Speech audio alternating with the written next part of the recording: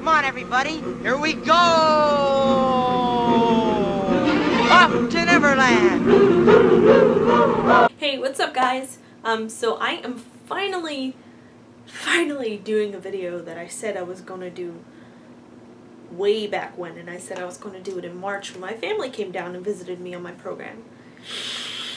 That obviously didn't happen. I mean, my family visited me, I just didn't make the video.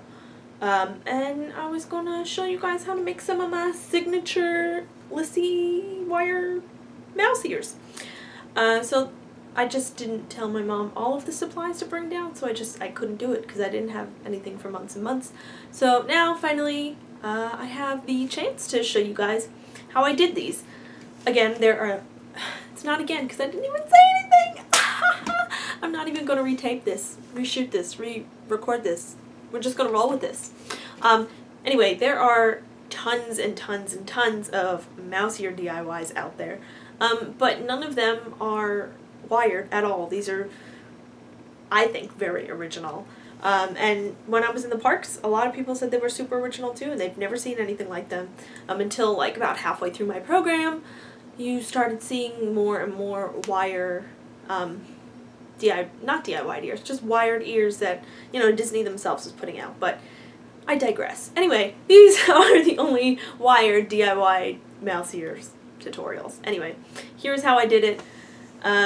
It's not an exact science, I'm just pretty much showing you guys how I did this, because this is now my 20th pair of mouse ears, and yeah, they're a little close together, but I mean, hey, it works. You get the idea. So without further ado, I shall roll my DIY. Here we go.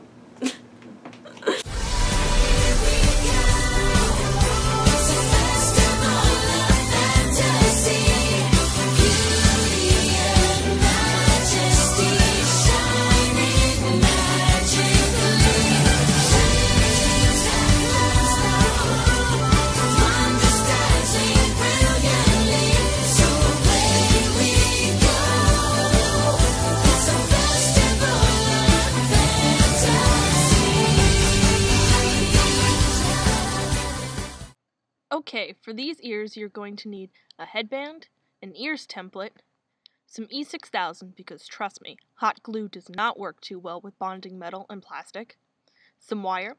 I use some 16 gauge rose gold wire. You can usually find this in the jewelry making section of your craft store.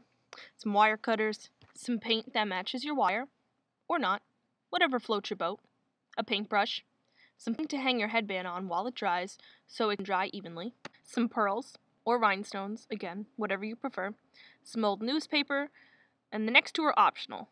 Jewelry pliers to help you make a smoother bend in your wire, and a tiny detail paintbrush. Start by laying out your newspaper so you have a place to work. Then squeeze some paint onto your newspaper and start painting your headband. Make sure to get to the sides and the bottom of your headband too, especially if yours is not solid and more intricate like mine.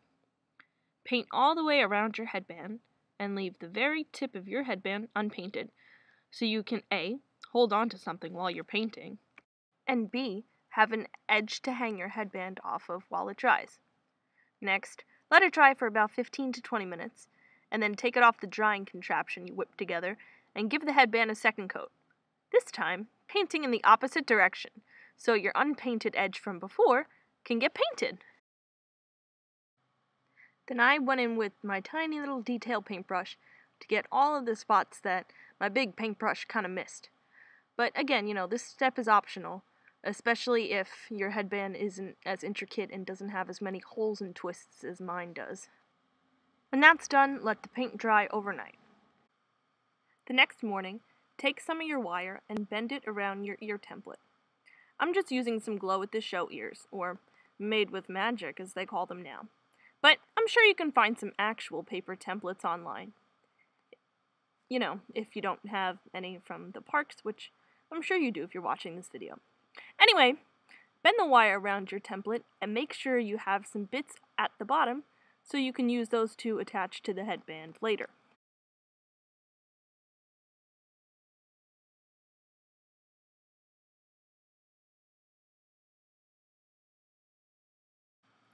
Once you have the general shape, use your wire cutters to cut your ear free from the rest of the wire, and voila!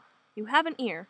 Now just do this again for a second time, so you will not be a one-eared mouse, because we all know Mickey isn't, even from the side, when he should have one ear, but he has two.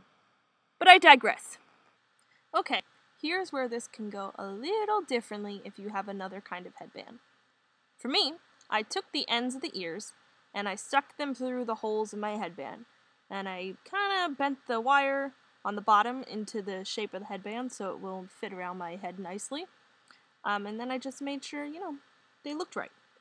Then I moved over a few holes, and I did the same thing, this time making sure I had the same amount of holes between each end of the ear as I did have in the first one. Just so they are the same size. We would like symmetrical ears. That would be nice. Once I had both of the ears inserted into the holes of my headband, I took some E6000 and I glued them together. First, as you can see, I just kind of used my finger to help put it on, but then I realized, hey, I am a civilized human being. I am not an animal! And I took a paintbrush, and that was nicer because I didn't get it all over my fingers, and it went in smoother. It was great. I recommend using a paintbrush to paint on your glue in between the wire and the headband. Once the glue was all there, I just held the metal and the headband together and applied some pressure to make the glue stick, because, that's what you do with glue. And then, as this went on, I came up with the genius idea, which I've never done for any of my other ear headbands up until I was shooting this DIY. I just took some rubber bands, and I tied them really tight around the headband and the wire. That way it could apply constant pressure evenly. And then I left it overnight when I had to keep my ears drying. So once I had my rubber bands wrapped around the headband, it was time to bedazzle these ears. So, this next part's really self-explanatory. I took my rhinestones and I painted some more E6000 on them. And I put a rhinestone at every connector point from the wire ears to the headband. So that's 4 to begin with. And then I just did 6 on each ear, bringing the grand total to 12. I don't know why I picked 6. It's just, with the size of the ears that I had, I felt like 6 just looked the most balanced. And like I said, this is my 20th pair of these kinds of ears. So I've tried lots of different combinations, and I just feel like 6 looks the best. But hey, that's just me.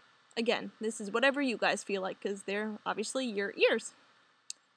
And then just leave them to dry overnight. And once you have that, your ears are done! Man, those look beautiful.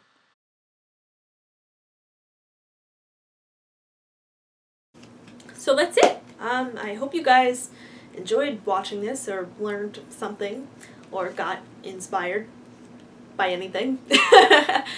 So yeah, I hope you guys have a seamless day. Bye! Oh, also, I forgot. This is the first time I'm ever doing some kind of DIY and putting it up online. So I've realized that they are very hard to do. And yes, this is not the best one. And yeah, it's my first time, so please don't crucify me in the comments. Bye!